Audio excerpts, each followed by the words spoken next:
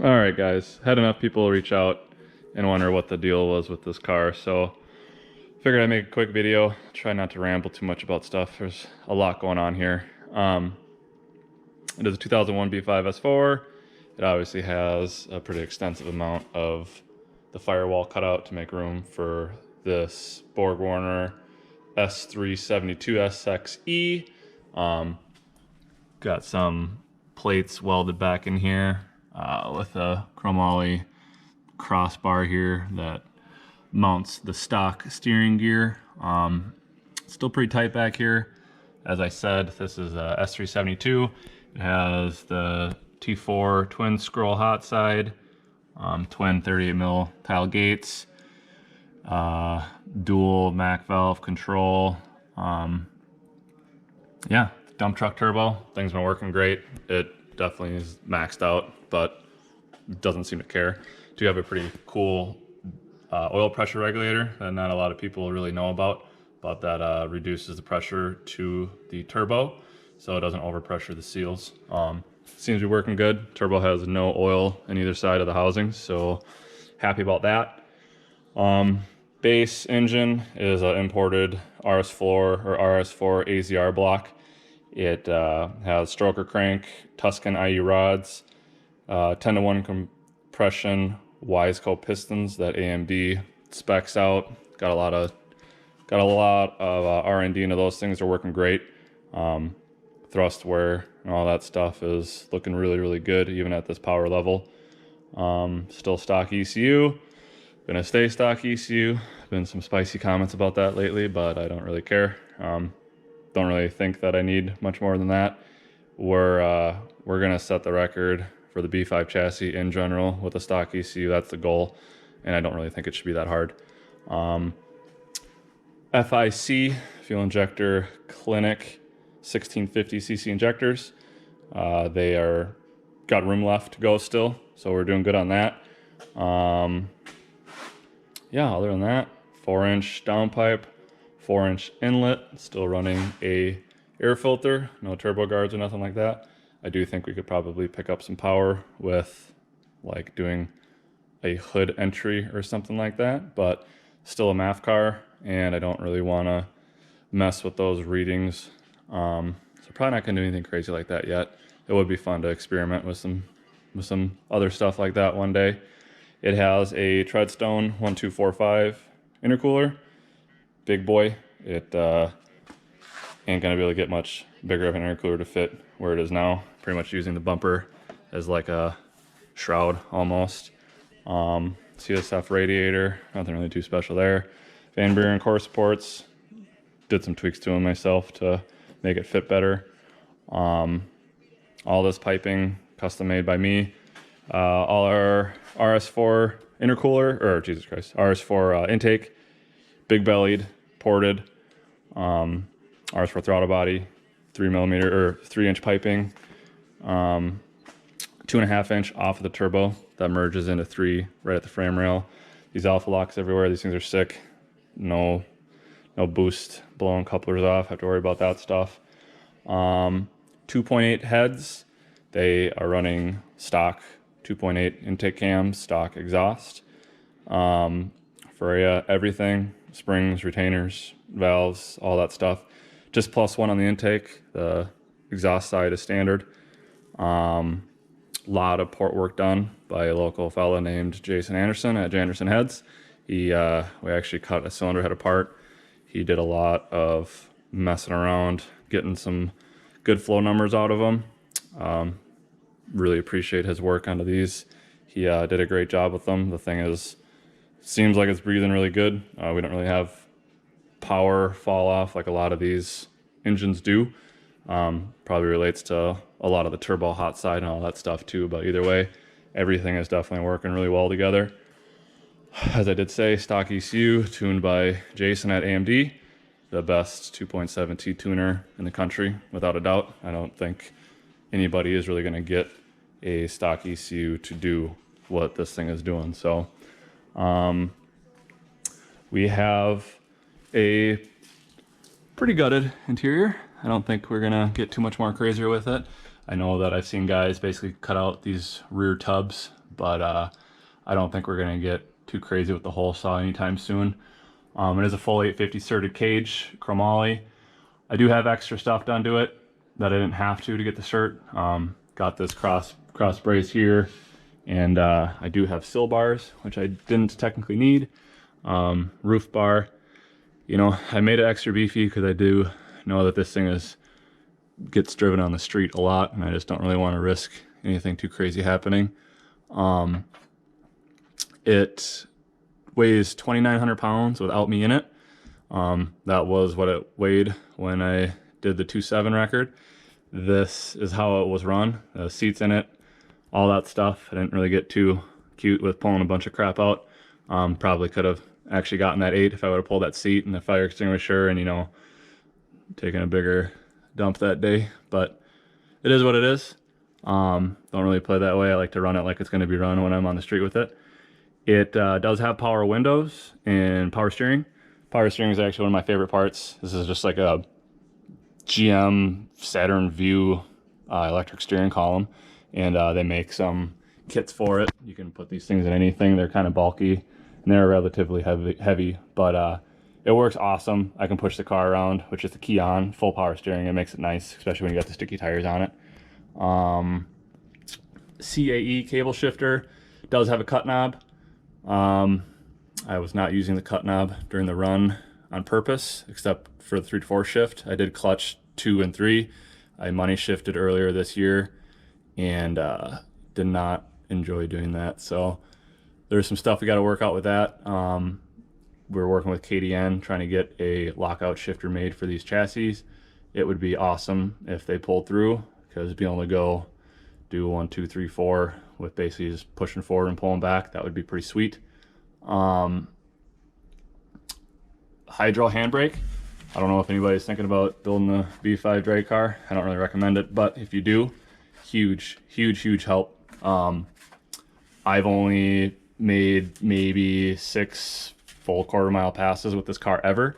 That was the first full pass that this car ever seen in this rendition, and you know, I only had like 4 launches, and that handbrake helps a ton, being able to load up the clutches and hold it in place while you're kind of getting your shit together. So that was huge. Really happy I did that. A little bit of a pain here and there, but at the end of the day, well worth it. Yeah, as far as that goes, interior is not too crazy. Eventually we'll have a full fire system, not just the bottle there. I got that purchased. I just got to find time to install it and figure out what I want to do with everything. Like I said, this is still a street car. Cup holders. I can sit through drive-thrus forever. Doesn't overheat, doesn't do anything goofy. I do take it to car shows. It is a little loud. I have to wear earplugs. I wish I didn't have to, but there's just no noise deadening at all, and that dog box whines aggressively. So kind of just the nature of the beast. But yeah, I'll get it put up, show you guys the underside. I actually almost forgot to give my buddy a shout out who did the cage for me. I helped him as much as I could. I was just mostly prep bitch there to hold a hand, but all these welds and all the joint fit up, everything was done by him. He's a very talented dude. Kyle McGraw. He did all the sheet metal work back here, and I mean, I wouldn't have been able to do it without him. When I cut out that floor, I'm gonna be honest with you, I didn't have any plans of how to make it go back together and be structural and all that stuff, and kind of sent him a picture afterwards, and I was like, well, we're doing it. And he had no problem with saying, let's go. So very good friend to have. Couldn't have done it without him. Definitely not this clean anyway. And I definitely cannot weld that good. Any weld that doesn't look like that was done by me. But yeah, that's what happens when you're a talented dude who welds for a living. So didn't want to forget about him. Thank you again. All right, now that we're under here, as you can see, front mount fits perfect. I eventually want to make some sort of air dam or shroud that, you know, blocks it off and kind of helps suck air underneath here and just really get full coverage. I mean, there is no crash bar here basically left. It does have a little bit of a crash bar with these quick clips that hold the bumper on, but definitely gonna make something a little bit better. Do want to make a more legit structural belly pan that has a front lip on it to get some vacuum underneath the car. So it gets some just better aerodynamics. There's a lot left to do. It's just those fine details like that that can really help out in the big end. So we'll worry about that later. As I said, nothing too crazy with the engine. It is AZR. Block has not cracked yet. It has seen 850 plus wheel torque with no lift shifting. Before we got on the dyno and realized we need to taper that back. Did not crack during that, didn't lift heads during that. So I feel pretty confident we're gonna hang on to this one as long as we can. It is paid for. Billet block is of course the end goal, and we'll really unleash the beast then, but we don't really need more power right now. We just need to get A to B a little more smoothly and consistently, obviously. Dry sump, also probably one of those end goal things. We'll not be doing that right now. Gonna stay wet sump. Yeah, little oil cooler setup. Verkline or AK Motorsports tubular subframes. I did do some redesigning on these a little bit. These subframes come with a pretty poor design in my opinion, where it's just a empty cavity in here. It's like a 3/16 washer with a big slot in it. And then when you go to tighten it down, it just mushrooms the slot, and people had issues with it moving around. And I definitely didn't want to have any of those issues. So this bushing, thankfully I have a local machine shop that loves doing small little jobs for me. He's probably done 100 so oddball bushings for me over the past couple of years on this car. So all these are just solid bushings that are welded to this thing. The subframe cannot move any which way. These things all fit perfect. These are actually off center cut bushings. So this is still just a straight hole in the middle. There's still no slot in that bushing at all. So these these stock bolts cannot move. This subframe, the whole drivetrain really is locked down pretty stout. I would have for sure had issues with this frame moving. I know that because I have solid engine and trans mounts. There is no poly in this drivetrain at all anymore. All this stuff is just, like I said, bolted in. She ain't moving. I made these things here. This is all, added on. No more of that aluminum subframe mount crap. That shit would have exploded a long time ago, probably the first launch. But I say I would have had an issue with it moving because when I launched this car, I think that there's just too much torque on it. It's pulling the whole drivetrain like this, and actually this downpipe will hit here, and my turbo just barely taps that crossbar for the steering gear. So I am amazed that it's still moving like that.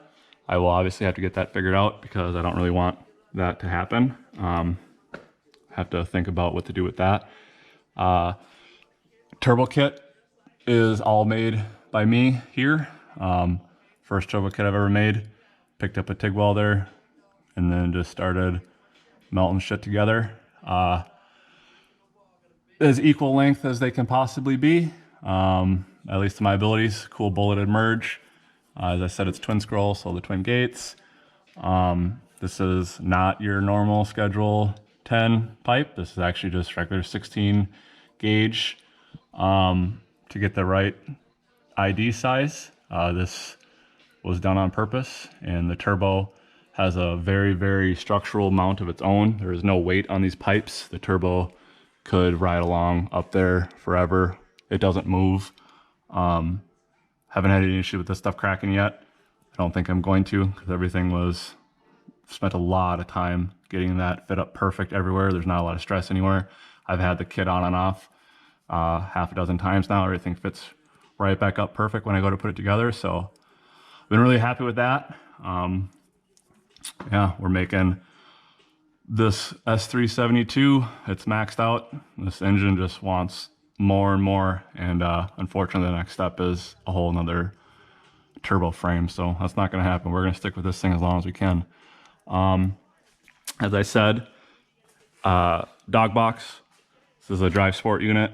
It's holding up good so far. It's obviously survived that pass. It survived many launches, shifts. It survived the money shift without seeming to have a problem with it. You know, I'm very fortunate that that thing's been holding together good, because the first dog box did not really hold together very well. So improvements there. 4-inch aluminum exhaust all the way. A little muffler there. It actually is probably one of the quietest 8-second cars, or I'm sorry, 9-second cars that you're gonna hear. Most people hear the transmission whine more than they do the exhaust when I'm cruising up. Kind of liked it. I was hoping to not have to wear earplugs, and I don't think I would if it wasn't for just the drivetrain noise in general. We got a drive shaft shop, carbon fiber drive shaft, pro level axles, big boys on the outside there. These have all been good for the most part. A couple weird fastener issue, that's doesn't really matter. They're holding up good now. I don't think I'll have many problems with these. I hope not. I guess we'll just have to find out. Stock, or not stock, but the regular off the shelf front axles from Drive Shaft Shop, stock cups, you know, none of that stuff is too much different on those ones. Does have pretty big brakes on it. They're not huge. These are 17-inch wheels. It would be nice to run 16-inch more dedicated like drag tire. I have that run was 17-inch M&H Race Masters that are meant for like the Evo, and they do work good, but I wanted to shave some weight. I could go to a smaller brake, but the brakes work so damn good on this car. I don't really want to change that. It's nice having good brakes. As I said, or I don't know if I said it yet, but this does have one of my, I don't know, hardest changes on this car was going to a mechanical fuel pump. So this is the drive belt. Once again, none of this is bolt on. This is all kind of custom made. Had to have that machine shop make this adapter fit this ATI damper. Nothing is meant to really go together here. We just made it fit. Works good. No weird shit with that happening. Thankfully, the belt stays on. It doesn't have to have any issue with that flying off. It goes into this like converter that then lets it attach to a cable. There's a cable in here. It's a cable drive. This cable kind of does a bunch of loop-de-doos, comes out, and here is the mechanical pump. As I said, had a ton of issues with this. I had it working really good in the fall last year. I actually had this, was just driven right off kind of where that little converter was, and it worked great. And come spring this year, went to a car show with it, and I immediately had issues with just a bunch of goofy stuff. It just would not build the pressure like it normally would. It basically died on the way home. I found out that in hot temperatures, I was getting like a fuel scavenge issue, or like a what the hell is it called, vapor lock issue. And basically the pump, even though it had a 3/4 inch feed coming right off of here going to the pump, it just, for whatever reason, it got air bubbles in the feed line, and then it just built and built and built air bubbles, and then eventually it overheated the pump and cavitated the shit out of it. And I took the pump apart. It had some definitely material transfer, so pulled that off, got the injectors cleaned, decided to go to this. So this is just fuel cell, or a surge tank, dumps right into this pump. That solved that hot weather issue, but I still had a starting issue, which I do know is a thing for mechanical pumps. Tried a bunch of different stuff, tunes, you name it. And what was basically the end factor was driving the car, when it got hot and we shut it off, the fuel would boil in the rails, and you basically have to just crank and crank and crank and crank, or let the car cool down and then crank and crank, crank still. And then it would finally get those bubbles out of there, and it would start. And this pump spins half the speed of the engine. So, 600 cranking RPMs, it's 300 pump RPMs. That's not a lot. And had to get something figured out, because I ain't going to be dealing with that shit on the street. So definitely went through a couple of revisions, but this is the end one. We have just a standard 12-gallon fuel cell 044 pump. that feeds the surge tank only. So it only feeds the surge tank. It does not directly feed the front side of this pump. And what this solenoid is right here, it's a normally open solenoid. And when I hit a button on the steering column, when I'm getting ready to start it, it closes the solenoid and it turns on the 044 pump. And what that does is forces the pressure coming from the 044 pump goes into this line, and then it goes into the front, or I guess the back side of the fuel pump, which is now basically running like a regular electric pump would. And that forces out all the air bubbles and the rails and all this line. Hit the key, fires right up, let off the key, mechanical pump takes over. This is a beefy one-way check valve that will probably never fail. It's a flapper style valve. I don't have really any worry about that. So, you know, obviously pressure's in here now, so the valve closes, and then the electric pump just keeps feeding the surge tank, and that's on its own loop. The return from the engine goes back to the tank, so it's not just returning a bunch of hot fuel right to the cell.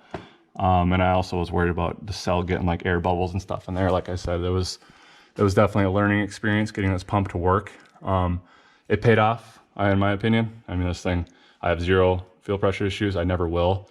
That's the nice thing about the mechanical pump. As long as that belt's on there and all your shit's in order, as long as it's spinning, you ain't gonna have fuel pressure issues. So I do eventually wanna get pretty crazy with some fuels, whether that's E98 or like M1 one day when it gets real crazy, which is always a possibility. I will never have to change the fuel system again. So I'm really happy about that. I got it figured out. Yeah, that's probably top 3 favorite things about the car is that.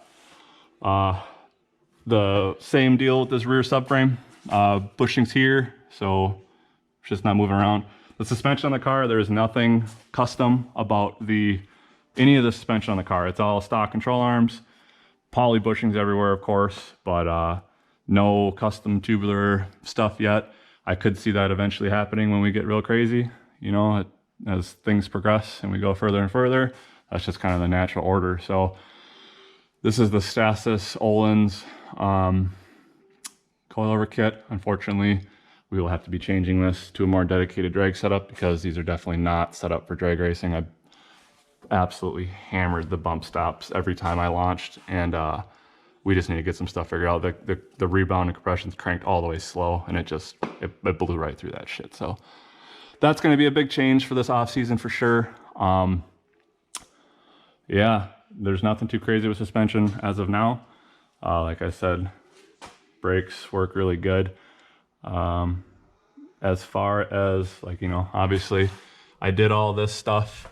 I didn't have to do this. I did it. I actually, when I made this diff carrier, I had the stock floorboards in, or the stock rear tub in. But when I started getting the fuel cell and stuff mounted, it was going to hang down way too low, and I just said the hell with it. So cut all that stuff out. It worked out really good. This fuel surge tank fits perfect right there. Gives me a little more room to work on everything else over here too. And that's going to bring us to what is easily, I think the coolest part about this car really is this differential right here. So this is a front IFS differential from like a Explorer, like a 90s, like I think 97 and up Explorer or F-150. And it is flipped upside down and then has reverse rotation gears. So the gear is, the ring and pinion is actually driving the right way because these drive shafts spin counterclockwise, and that serves a huge issue because it's the only frickin' platform in the world with counterclockwise drive shaft. So stock diff would have exploded about 1,000,000 times by now. I don't think Audi really makes anything factory that's going to hold up what this car is doing. And what's so cool about this is my buddy Justin Zulsdorf, he was going to use this for his crazy 3G race car, and he actually seen my dog box, the first rendition, not hold up so well, so he decided to ditch it and just go back to what he was originally going to do. So he ended up doing all this work, all this R&D. There's a ton of stuff that's done to this that people don't really realize to make it fit, and I can't thank him enough. He is definitely the reason that this is a thing. I never would have done this by myself. I just go to show you that, like, you need more people than just yourself to get shit like this figured out sometimes. I'm not a mechanical engineer or nothing like that. And he is, so things like that really help a lot. I did have an issue with shattering the spiders on a Yukon ringing gear, not a Yukon GM rear end, it's the Yukon brand, which I'm super salty about because I thought that that was like a HD brand, but I destroyed the destroyed the spider gears on that already. First, like freaking track launch, and then found a Ford Performance track lock, and that survived the weekend. Really happy about that. Hopefully it continues to survive. If it does not, I actually have a spare one of these cases because he's the man and he made two just in case. So I will be having that other carrier built with a spool. And if I have issues with this LSD, I'm just going to go full send with the spool. Definitely will take a little bit of the street ability out of it. I mean, I'm still going to drive on the street with the spool, but it just kind of makes it a little bit more that much of a pain. As I mentioned before, there is absolutely no poly anywhere back here. This is all solid mounted, 1/2 inch grade 8 bolts. All this stuff is made by me. You know, Justin helped me get some stuff figured out for this most important down bar here. Other than that, I've made all this other shit fit back here. All the other fab work on this is all done by me. Yeah, it's all built here. Bottom end, engine, all that stuff is built here. Yeah, the heads I did not assemble. I will not do that. Pass. Jason did that. But yeah, you guys, this is it. This is how it's gonna stay for a while. I don't think I really have a whole lot more to do.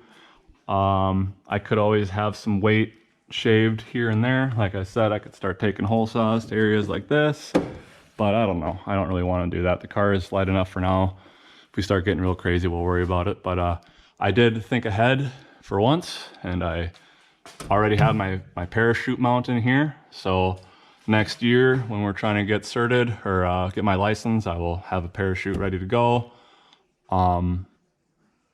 Yeah, I think that's